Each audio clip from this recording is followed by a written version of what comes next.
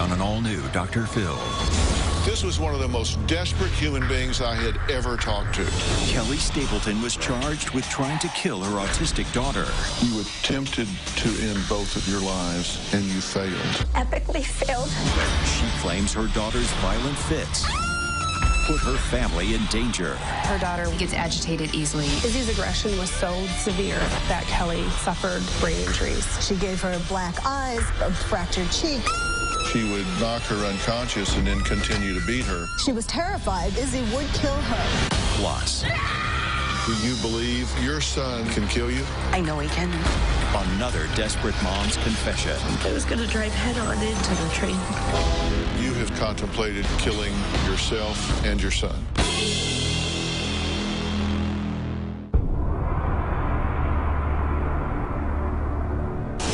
I want you to listen to this video. Sobbing followed by horrific screams. He's upset.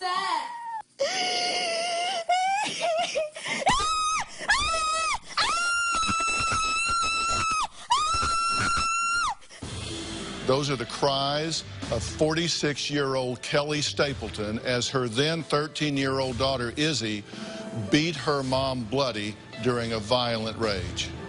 Now, Izzy suffers from what has been diagnosed as a severe case of autism that leaves her unable to control her severe outburst.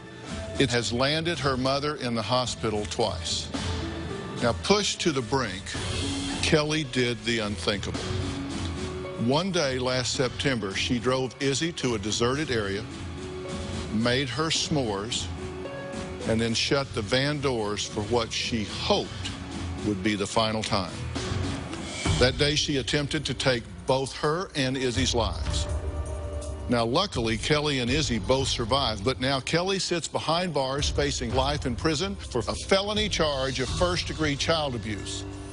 Is this once devoted mother a monster, as some believe, or a mother pushed to the brink by despair?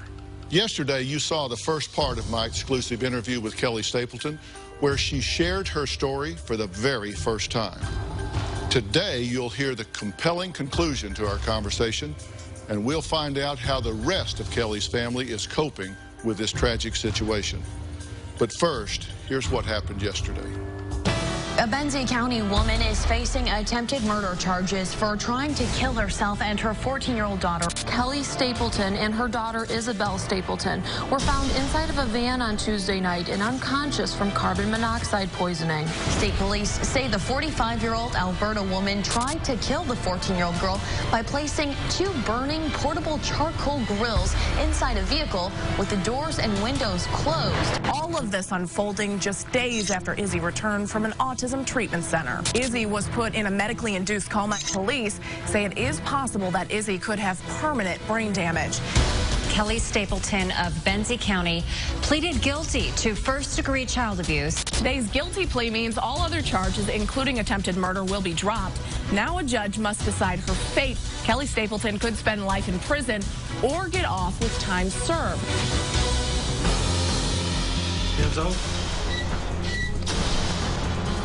Kelli, we're in the county jail right now. Yes, sir. Did you attempt to kill your daughter? I would say no. We were going to go to heaven together. Isabel, in her aggression, oftentimes targets her sister. I could not keep Ainsley safe anymore. How did you decide that you were going to do it with the carbon monoxide? I wanted Izzy and I to be able to go to sleep, for Jesus to just come in. You get her in your car and you drive out to a very remote place. Did she have any idea what was happening? I said, we're gonna go camping and we're gonna make s'mores and we're gonna cuddle. She was happy.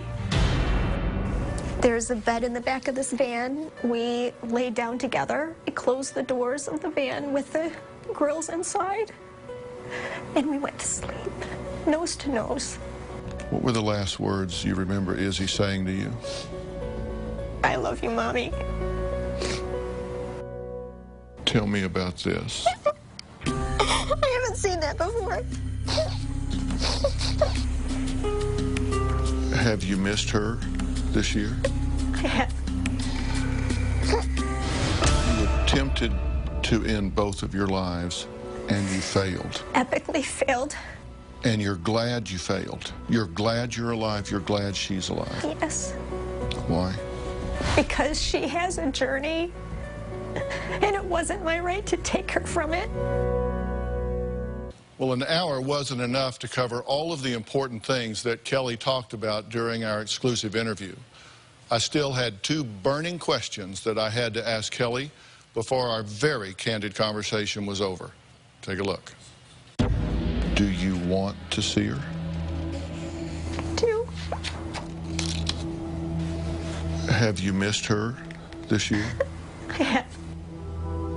If by some miraculous twist of fate you could walk out of here today and go home and take up managing her again, are you equal to that? I would not. I would not. Why not? I just could not do it. I can't watch her suffer. I can't watch the aggression. I can't be afraid for life every moment. I cannot do it. If you were to look Izzy in the eye right now, what would you say to her? That it was always about love. It was always about love. I hurt her. I hurt her. There's not enough medication. There's not enough therapy on this planet to make that okay. You said you believe in heaven, you believe in Jesus. Do you believe in forgiveness? I do. Do you want Izzy's forgiveness? I would beg her forgiveness. Not only did I not take her to heaven, I hurt her. I'm her mother, and I hurt her.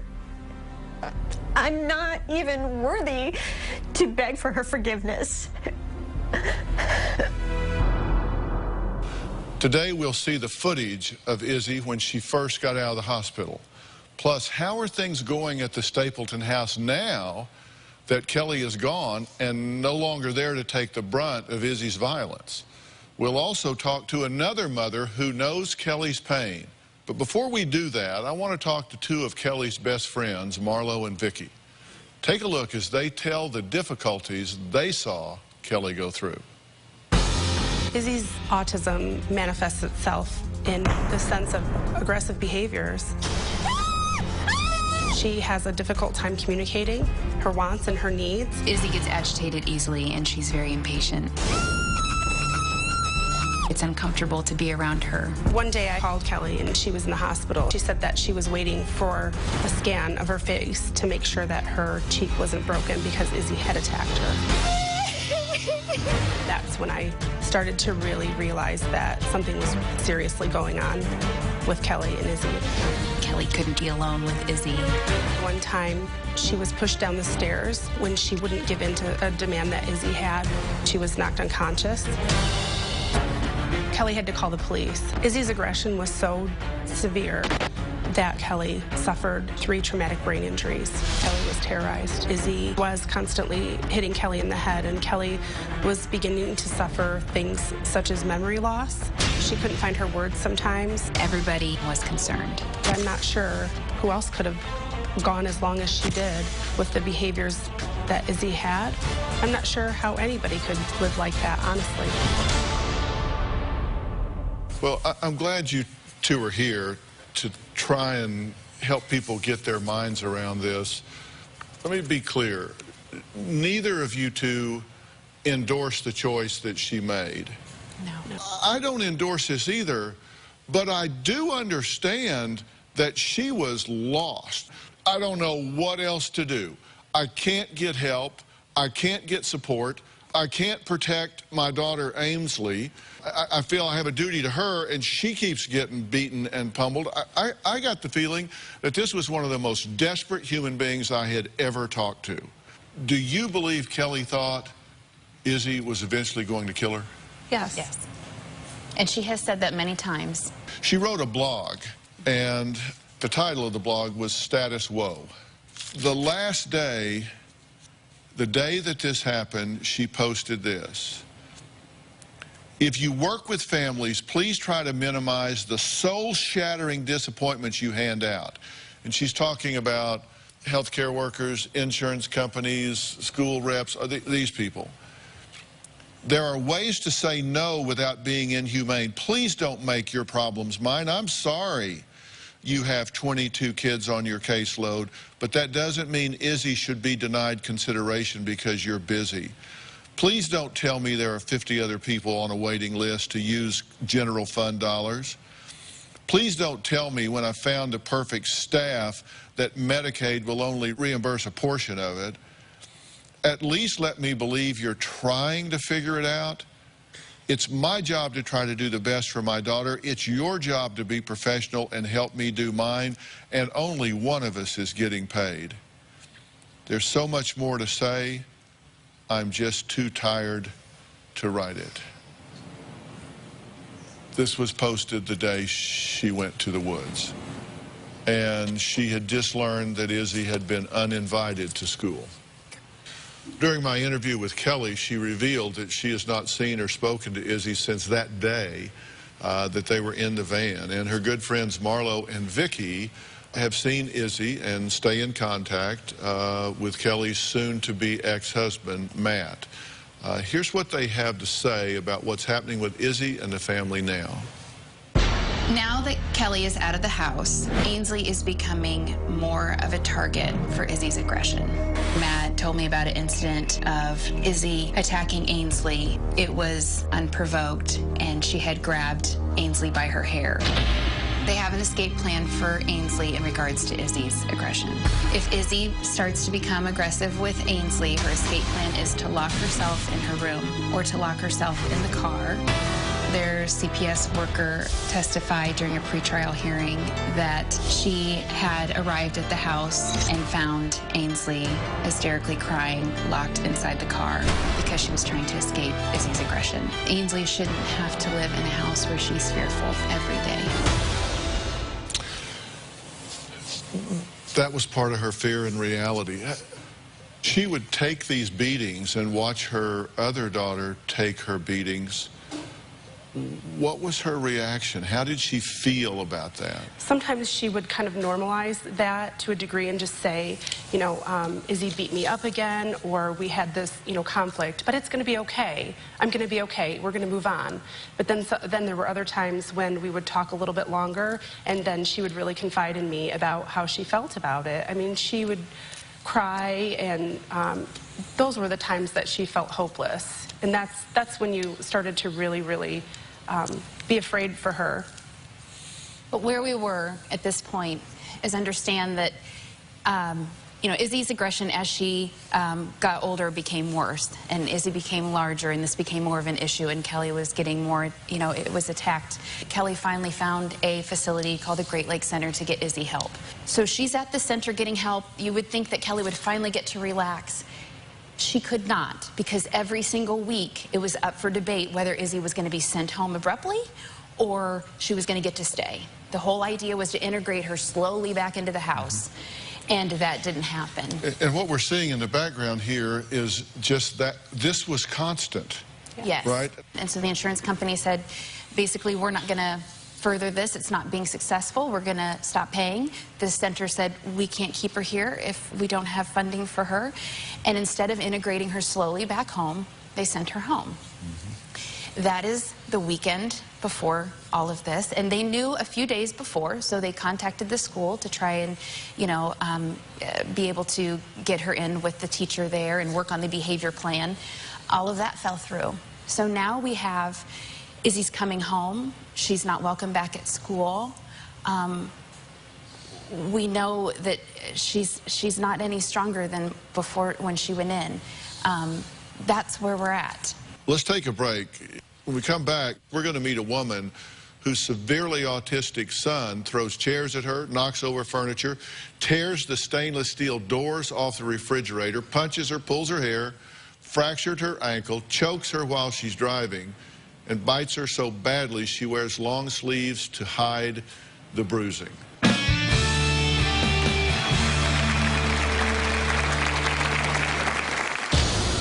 he rages out, it's horrible, and that's when I'm scared.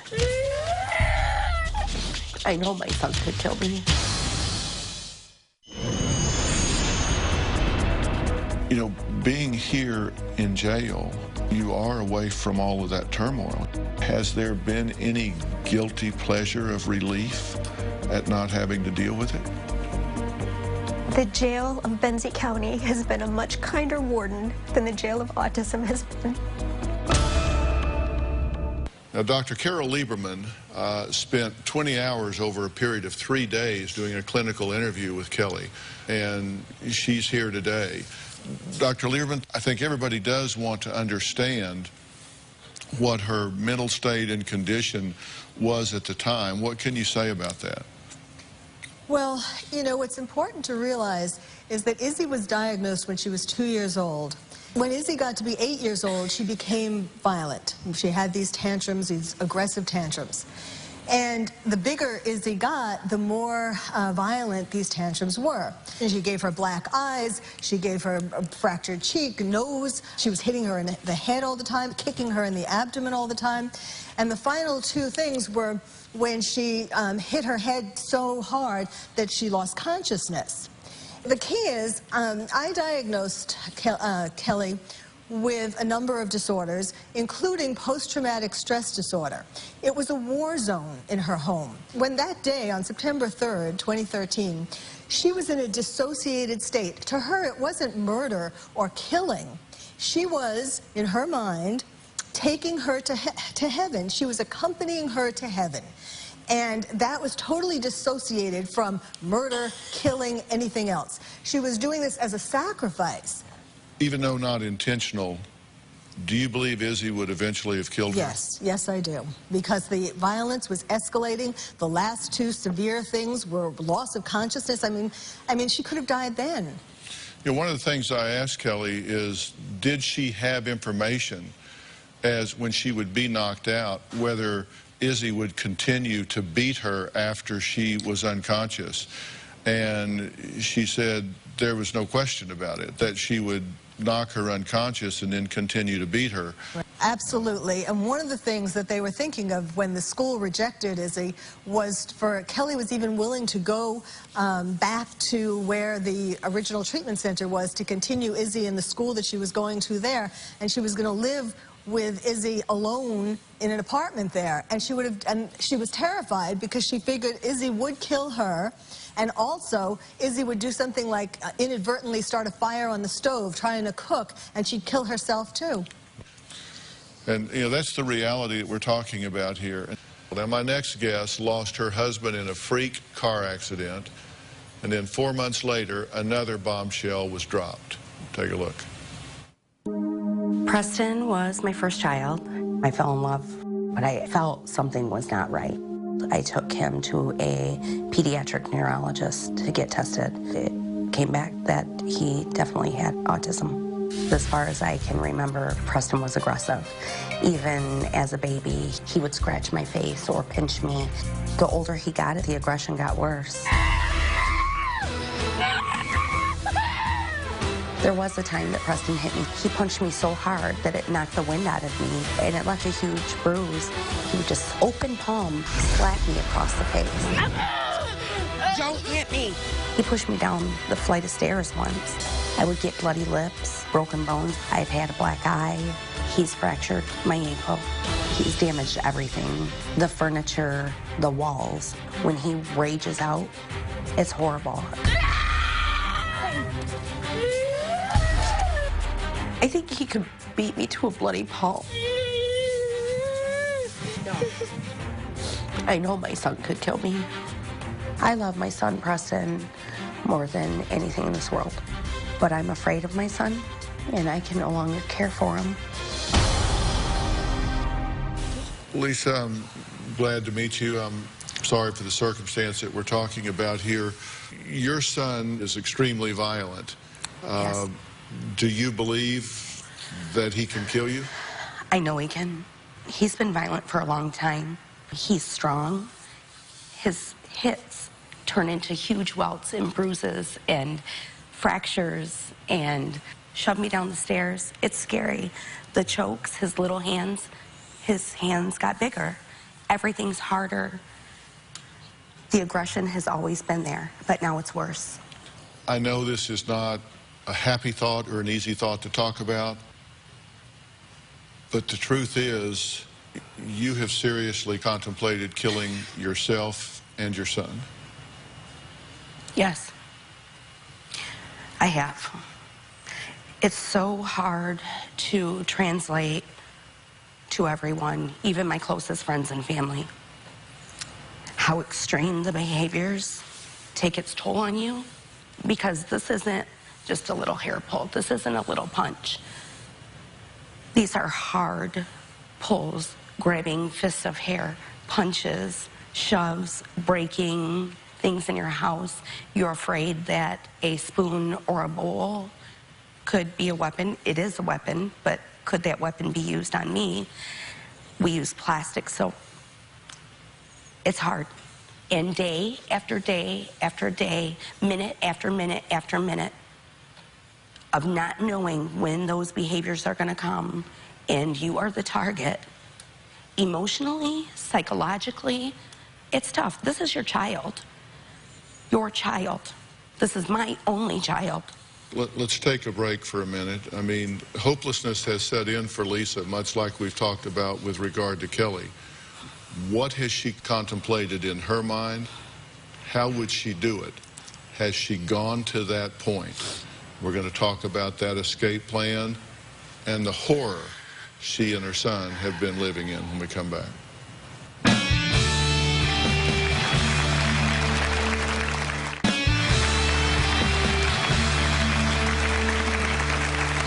Lisa was living a life of constant abuse with her severely autistic son, Preston. Much like we've talked about with Kelli and Izzy, Preston beat her, choked her, broke her bones, and posed a constant danger for others. Now, Lisa spent everything she had, over $250,000, trying to help him, but frankly, life just never got better. So she devised an escape plan that she thought would be an option to end all the pain. Preston loves trains. Preston likes to go for car rides so many times at night. I just had this vision that I would take him for a car ride at night and just end it. Just end the pain and suffering. I would wait for the train, and when I saw it, I was going to drive head on into the train, and I was going to kill myself and my son. So I did go to the train tracks, and I sat there with tears going down my face, and my son was happy, flapping his hands, and the train was gone, and I didn't do it. We went home. Preston finally was accepted to go into a treatment facility, so he's still currently there. I feel like I sent him away. I feel like a bad mom for that. No one can understand the guilt that I have, but if Preston were still home, we would both be dead. I couldn't do one more day, one more hour, or one more minute. I wouldn't just go into, I was in my head at those train tracks. I couldn't do it anymore. I could not do it anymore. We wouldn't be here. Sometimes I still feel like I wish we were just dead, because it's just hard.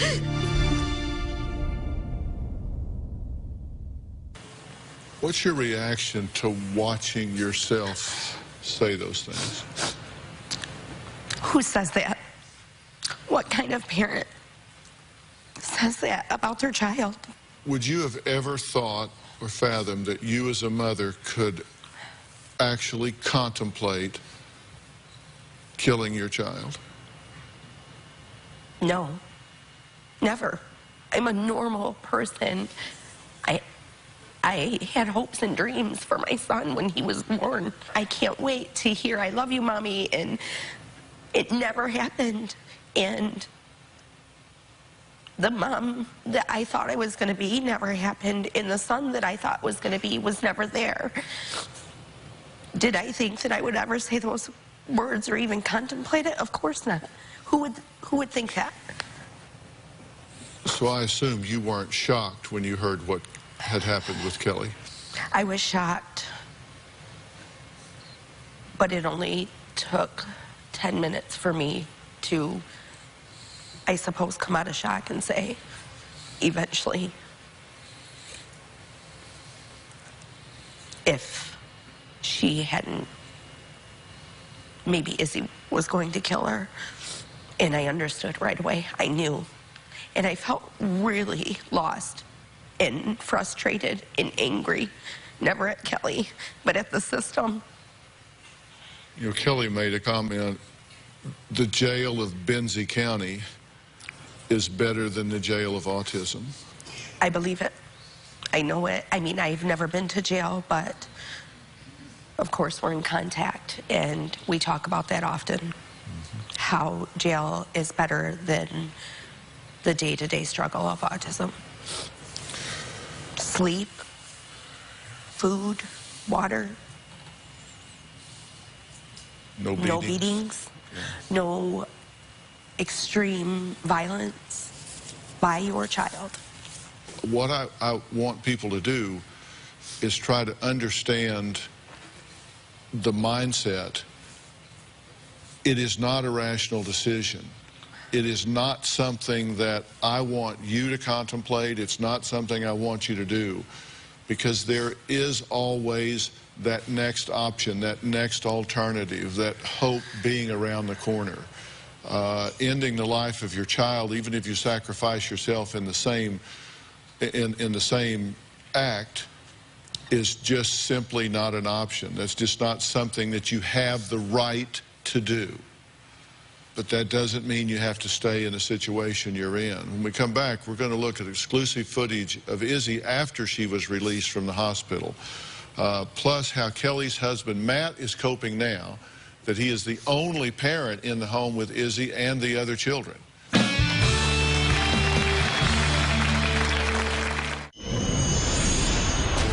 One day, not long ago, Izzy beat her mom unconscious in their car. We were on the highway, and she started to overpower me, so pulling my hair, pulling the steering wheel. I knew this was going to be bad. But it was after an even more violent attack that Kelli recorded in a desperate attempt to get help from her local community mental health that she finally reached her breaking point. I was screaming to my local CMH, without exaggeration, that I needed help. Andy Dominiani, anchor, reporter for WWMT, CBS affiliate for West Michigan, has followed this story since day one. Now, Andy was able to interview Izzy along with her father, Matt, the day she got out of the hospital. Take a look. In a coma for several days, by Friday, the prognosis was grim. If Izzy lived, she would have severe brain damage. But then, by some miracle, everything changed. Izzy began breathing on her own. Then she simply opened her eyes and started talking. She said, tube out. And then Matt came immediately to her bedside and she said, you know, Daddy, tube out. So it was like she was gone and then she was just back. We prayed every day and thank God that she came out and pulled through her coma, and now she's doing fantastic. Alicia, Brian, Davis. Within 2 weeks, Izzy was home again. The brain damage caused by carbon monoxide affecting her balance and motor skills, but improving every day. And it's a wonder she's come so far, so fast. When we first met Izzy, she was prone to violent outbursts. Now her aggression has decreased dramatically due to a token reward system where she earns her favorite things. It's incredible. She is doing amazing. Every day, it's more and more of herself. What would you like to buy? Airplane ticket. You go back 10 months and it's a whole different kid. She's really doing a nice job following our program. We still have a tight schedule, and we're trying to keep incorporated all the things that she was doing while she was at the center. Well, Andy, thanks for joining us. You knew Kelli and Matt from college, right? I knew both Kelli and Matt 20-some years ago in college. I heard from her for the first time about 1.5 years ago. I knew that they had an autistic child, but I had no idea. And she contacted you asking you to do a story to try to bring awareness to this situation. She'd been yelling, she said, at the top of her lungs for years. Nobody could hear her. She knew I was in the media. She was out of options. I'm sure she didn't want to call me, but she did. I'm glad she did. When this happened, what was your reaction to it? I couldn't believe what I was hearing. I didn't believe it. I thought that there must be a mistake. I was in complete shock. You visited her in jail. What was her focus at that point? What did she talk about? Izzy. She was talking about Izzy. You've talked to Matt. What did he say? He was very concerned about Kelli, about her mental health. He was so grateful that he got to keep his daughter. He just kept saying, I'm the luckiest guy in the world. Can you imagine that? I'm the luckiest guy in the world. I didn't lose my daughter. How do you think he feels towards Kelli at this point? He's conflicted. He loves her. He's furious with her. He's heartbroken. He's hopeful. He feels a million things. And he's in a no-win situation when it comes to Kelli. So what does the future hold? Well, we're going to talk about what the future holds for Izzy, and also we're going to share with you what Matt had to say to us.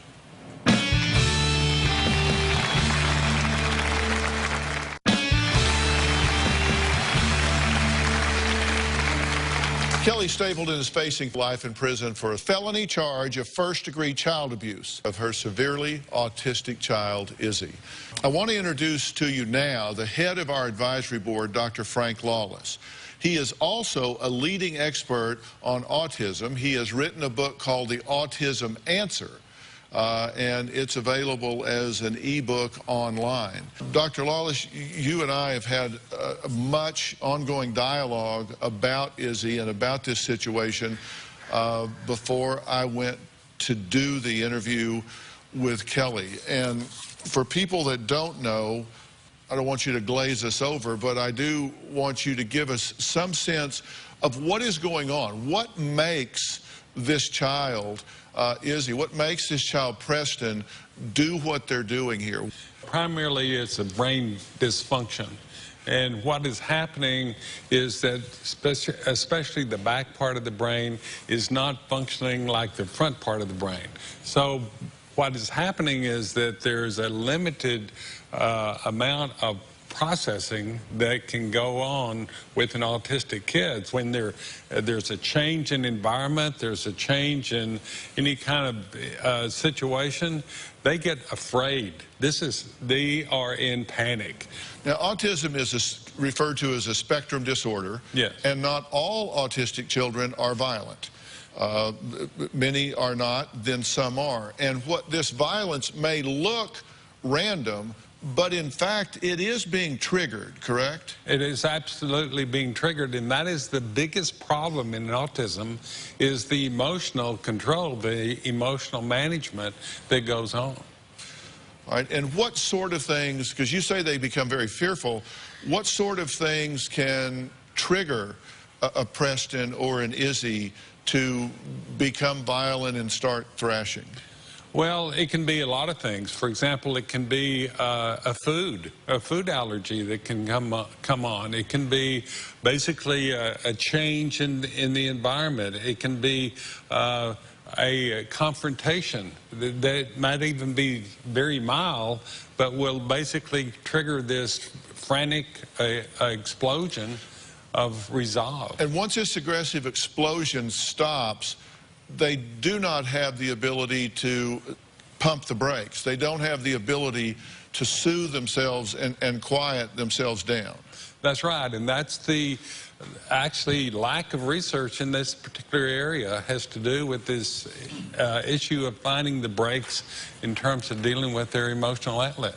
Dr. Lawless never even asked us to so much as mention his books, but because this is such a specialized area, the Autism Answer focuses on what parents can and need to know and do in managing an autistic child, wherever on the spectrum they are, whether they're violent or whether they're higher functioning, whatever it might be.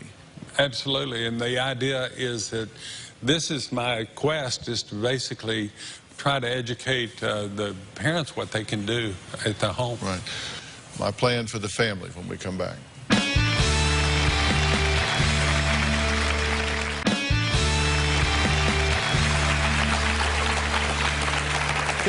recently pled guilty to a felony charge of first-degree child abuse, a plea that carries the possibility of life in prison. In Kelli's case, though, I don't think that serving time behind bars is necessarily the best solution. If allowed, we would like to provide the court with some sort of alternative for Kelli, starting with an evaluation and a clear mental health plan. I also talked to Kelli about what we want to do for Izzy, her daughter.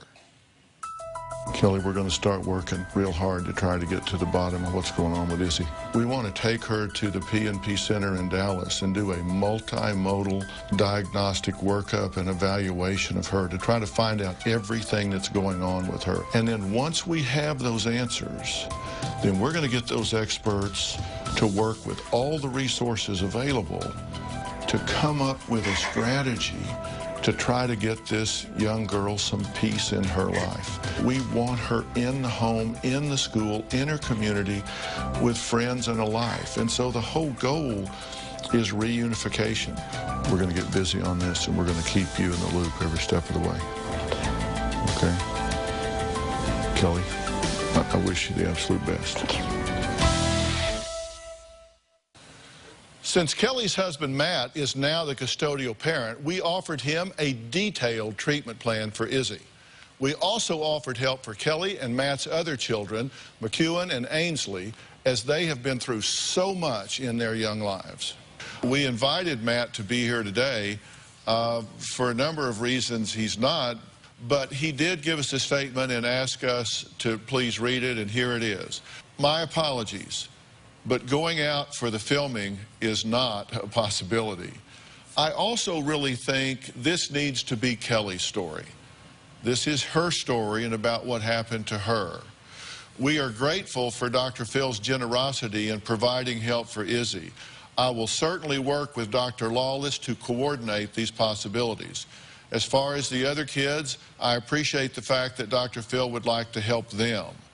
This has been a life-changing experience for all three of them and an incredibly delicate situation for the entire family. We want to express our gratitude as Dr. Phil and his medical staff undertake this amazing gesture that will help my family and create awareness for thousands of parents out there. Thank you for your efforts and for going above and beyond.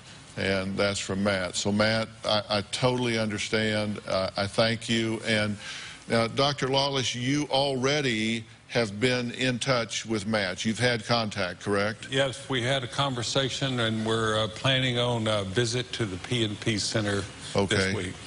Coming up, what you can do if you were touched by Izzy's story and want to help. One thing we want to make clear is that Izzy is a child suffering from a severe case of autism. She is not a monster. She is a beautiful child who needs help. As you know, we sometimes give viewers the opportunity to join us in supporting extraordinary causes. I feel like this is one of those cases. So if you would like to join the Dr. Phil Foundation and support the continuing care that Izzy will need to help secure a healthy and productive future, please log on to drphil.com and you can learn how to help. All contributions for Izzy's fund will be collected and go towards the services that she needs in the home. Please join us in helping to support this going forward. I want to thank all of my guests today. A special thanks to Dr. Carol Lieberman for her expertise on Kelli's case. Also, a special thanks to the head of our advisory board, Dr. Frank Lawless, for his expertise. His ebook is called The Autism Answer, and you can get it at theautismanswer.com. I highly recommend it. Special thanks to Andy as well. Andy, thank you so much for being here. He is an anchor reporter for WWMT CBS. That's our affiliate for West Michigan. For more information on today's show, go to drphil.com. Thanks so much for being here.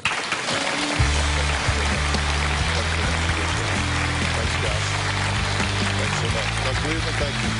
Really appreciate it. Thanks so much. Thanks, guys.